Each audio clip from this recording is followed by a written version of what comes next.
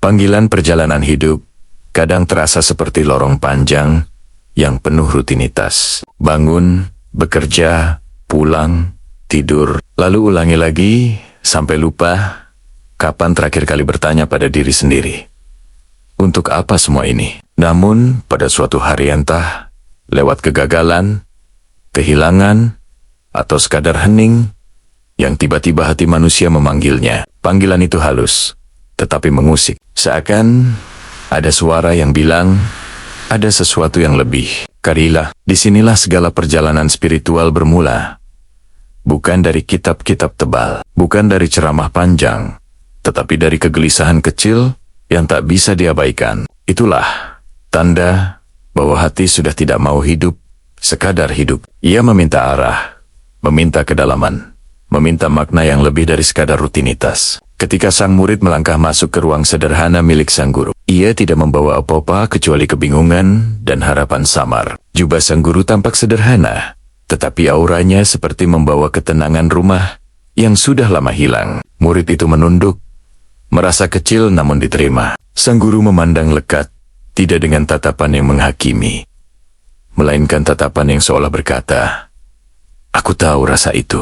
Aku pun pernah mencarinya." Dalam keheningan itu, ada semacam pengakuan tanpa kata, bahwa setiap pencarian dimulai dari kejujuran untuk mengakui, "Aku belum tahu." "Engkau datang karena hatimu memanggilmu," ujar sang guru dengan suara rendah, namun mantap. "Dan ketahuilah, panggilan itu bukan kebetulan. Itu tanda bahwa perjalananmu telah dimulai." Sang murid mengangkat kepala perlahan, dan untuk pertama kalinya ia merasa bahwa kebingungannya bukan kelemahan, melainkan undangan. Dari titik inilah, pintu-pintu lain akan terbuka. Bukan pintu yang terlihat oleh mata, melainkan pintu di dalam diri.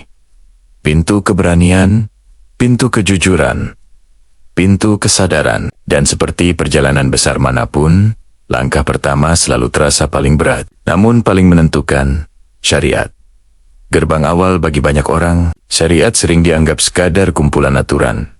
Sholatlah, puasalah, bersedekahlah, jangan berbuat ini, jauhi yang itu. Tapi sang guru menjelaskan kepada muridnya bahwa syariat bukanlah belenggu. Syariat adalah peta, seperti seorang pendaki yang butuh kompas agar tidak hilang di tengah hutan belantara. Manusia pun butuh aturan agar tidak tersesat oleh nafsu dan kebodohannya sendiri. Syariat itu pondasi, ujar sang guru sambil mengusap jenggot putihnya yang rapi. Kalau kau ingin membangun rumah yang kokoh, kau tak bisa memulai dari atap. Kau mulai dari tanah. Ia menatap muridnya, memastikan kata-kata Nia tertanam dalam hati. Dan syariat adalah tanah tempat imanmu berdiri. Murid itu mengangguk, tetapi dalam hatinya tetap ada keraguan. Ia merasa belum sempurna dalam menjalankan syariat. Kadang sholatnya terlambat, kadang hatinya lalai. Ia bertanya dengan suara pelan, hampir malu, "Guru, bagaimana jika aku belum sempurna?" Sang guru tersenyum-senyum yang menenangkan, seperti angin sore di desa. "Siapa bilang syariat menuntut kesempurnaan?" Katanya ringan. "Syariat hanya menuntunmu untuk memulai. Tuhan tidak menunggu kau sempurna, Tuhan menunggu kau mencoba." Kata-katanya menghantam lembut, seperti tamparan yang menyadarkan. "Lihat petani di sawah," lanjut sang guru. "Ia tak langsung panen. Ia mulai dengan mencangkul, menanam, menyiram. Begitu juga dengan ibadahmu. Mungkin awalnya berat, mungkin kau malas, mungkin kau lupa, tapi jika kau terus melakukannya, hatimu akan tumbuh." Murid itu terdiam, membayangkan dirinya menanam benih-benih amalan. Sang guru lalu mengetuk lantai kayu dengan tongkatnya. Suaranya menggema pelan. "Ingat," katanya, "syariat bukan tujuan akhir. Ia hanya pintu pertama. Tapi tanpa pintu ini, kau tidak akan sampai ke ruang berikutnya." Murid itu mengangkat kepala. Matanya mulai berbinar. Ia sadar bahwa ia tak perlu menjadi sempurna untuk memulainya, hanya perlu melangkah. Di luar, angin sore berhembus, membawa suara azan dari kejauhan. Murid itu tersenyum kecil. Untuk pertama kalinya, ia merasakan panggilan itu bukan sebagai kewajiban, tapi sebagai undangan. Undangan untuk pulang. Adab menata diri di suatu sore yang temaram. Sang guru duduk bersila, sambil memperhatikan muridnya yang terlihat gelisah. Sebelum kau melangkah lebih jauh, ucapnya perlahan, kau harus belajar adab. Murid itu mengernyit, seolah kata itu terlalu sederhana untuk perjalanan sebesar ini. Namun, guru hanya tersenyum, seakan tahu bahwa manusia sering meremehkan hal-hal yang justru paling menentukan arah hidupnya. Adab itu bukan sekadar sopan santun, lanjut sang guru. Adab adalah cara hatimu berdiri di hadapan Tuhan, di hadapan manusia, dan di hadapan dirimu sendiri. Murid itu terdiam. Ia pikir adab hanyalah aturan sosial. Tetapi guru menjelaskan bahwa adab adalah akar dari ilmu. Dan tanpa akar, pohon setinggi apapun akan tumbang. Murid itu mengingat hari-hari Nia yang lalu. Sering membantah orang tua, meremehkan nasihat, merasa paling benar hanya karena sedikit ilmu. Ia menyadari betapa adabnya selama ini compang-camping. Guru, apakah adab memang sepenting itu? Tanyanya dengan suara yang nyaris tenggelam. Lebih penting dari yang kau kira, jawab sang guru. Ilmu tanpa adab adalah pedang yang dipegang anak kecil. Kau bisa melukai orang lain, bahkan dirimu sendiri. Tanpa sadar, ucapan itu menusuk tepat di dada murid. Ia merasa seperti sedang disadarkan dari tidur panjang. Sang guru menambahkan, orang yang beradab akan menjaga lisannya, menjaga pandangannya, menjaga perasaannya. Ia tidak tergesa menilai, tidak mudah merendahkan. Karena ia tahu, setiap manusia membawa cerita yang Tuhan tulis khusus untuknya. Murid itu menunduk, merasakan kerendahan hati mulai tumbuh perlahan di dalam dirinya. Perjalanan menuju Tuhan, kata sang guru lagi, bukan hanya soal ibadah. Ia juga tentang bagaimana kau memperlakukan orang lain. Ia memberi contoh, menyapa orang tua, menghormati guru, memberi ruang pada yang lemah. Bahkan senyummu bisa menjadi ibadah jika lahir dari hati yang beradab. Murid itu mengangguk. Mantap. Untuk pertama kalinya, ia paham bahwa adab bukan penghalang, tetapi jembatan. Jembatan yang membuat perjalanan spiritualnya tidak hanya benar, tetapi indah. Ia menarik napas panjang, dan dalam hati, ia berjanji untuk menata dirinya sebelum melangkah lebih jauh. Tarekat. Latihan jiwa pagi itu.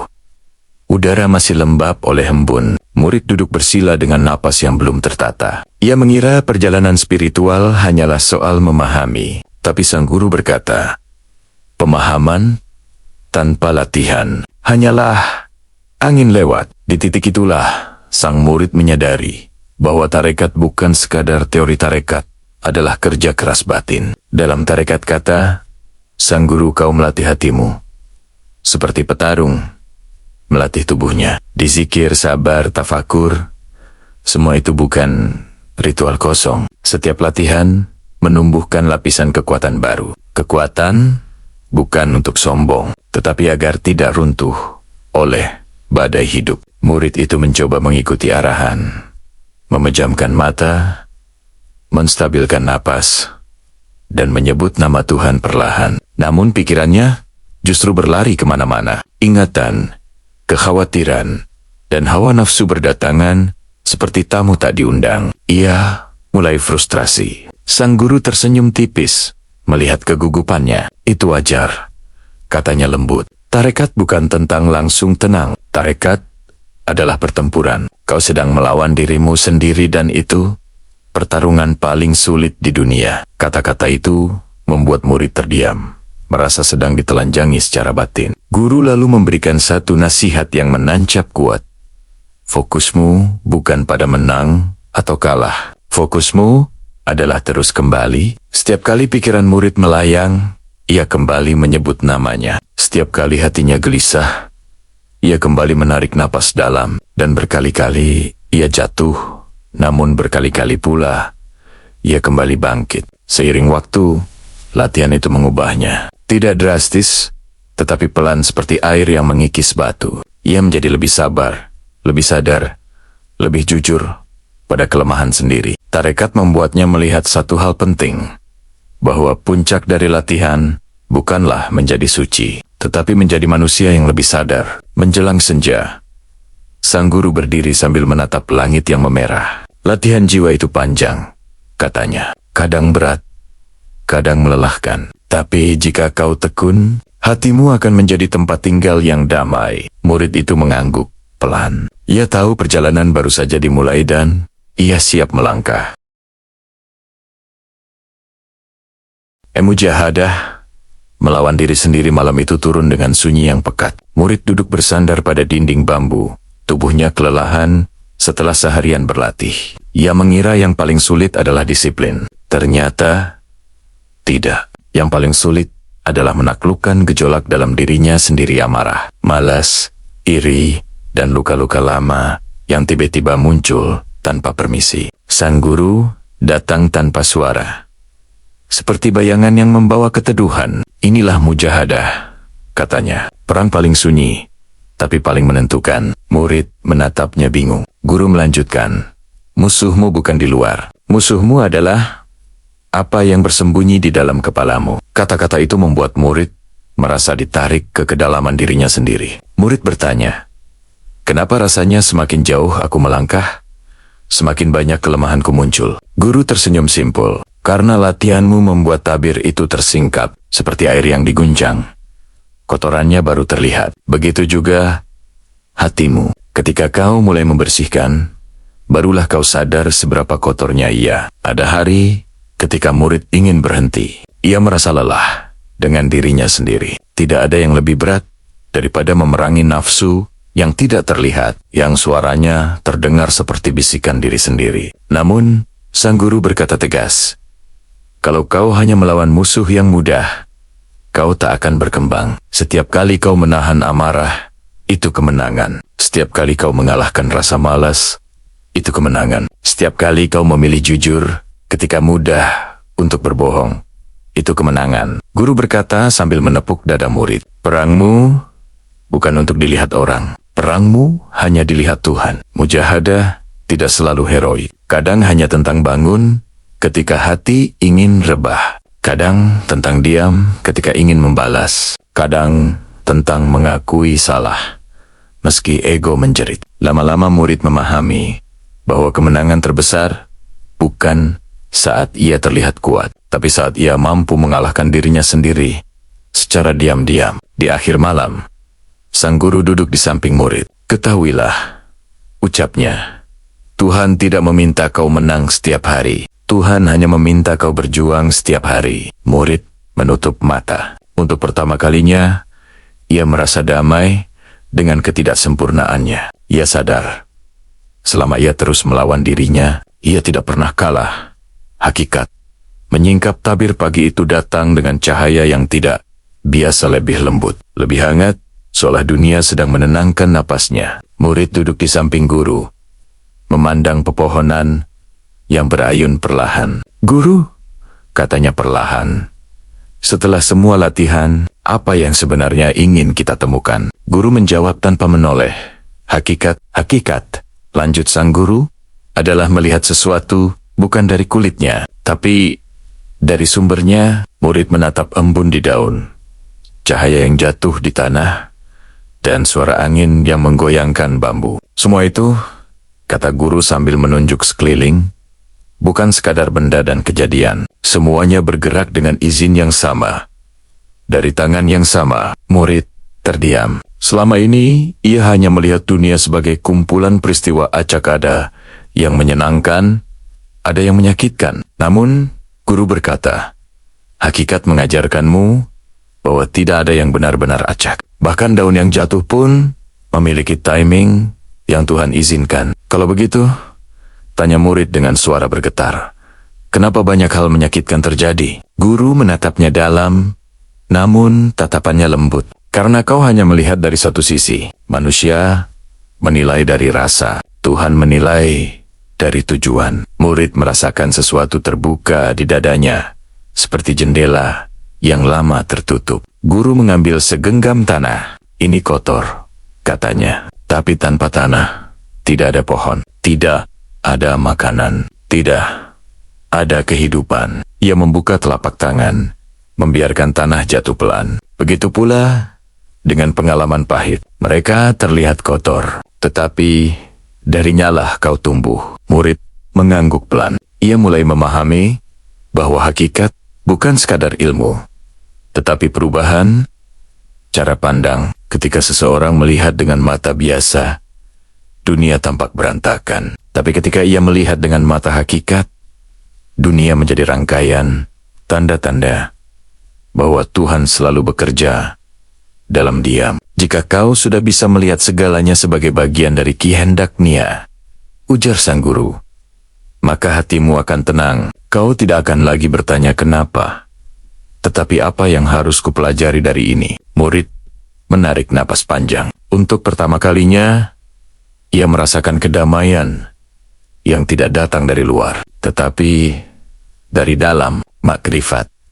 Mengenal Tuhan sore itu, cahaya matahari jatuh miring, menembus sela bambu. Murid duduk dengan dada yang terasa lebih lapang setelah memahami hakikat. Namun sang guru berkata, perjalananmu belum selesai. Hakikat membuatmu melihat, tapi makrifat membuatmu merasakan. Murid mengangkat kepala, merasakan kalimat itu masuk sedalam-dalamnya. Makrifat, lanjut guru, adalah ketika kau tidak hanya tahu bahwa Tuhan dekat, tetapi kau mengalami kedekatan itu. Murid menelan ludah, bingung bagaimana cara merasakan sesuatu yang tidak terlihat. Guru menatapnya lembut. Kau merasakannya dengan hati yang bersih, bukan dengan mata. Guru kemudian meminta murid meletakkan tangan di dadanya sendiri. Apa yang kau rasakan? Tanja guru. Jantungku berdetak, jawab murid. Siapa yang menjaganya tetap berdetak. Murid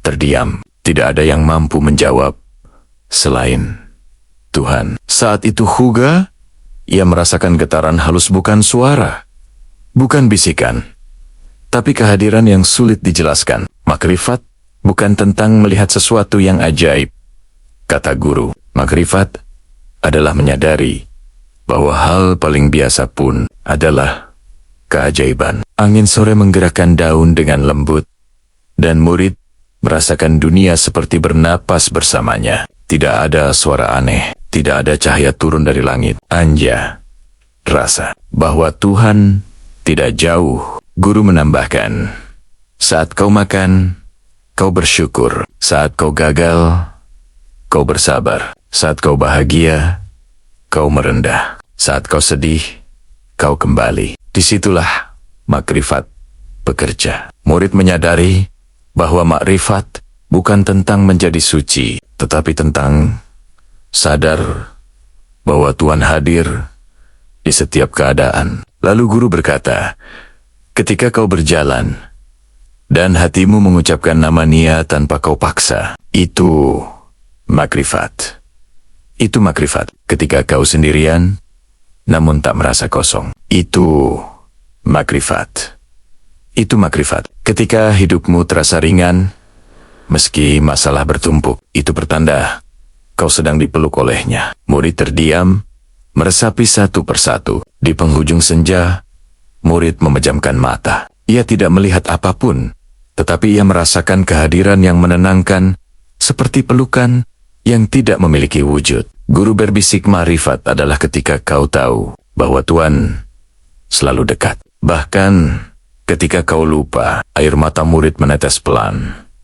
Bukan karena sedih, tapi karena akhirnya ia mengerti.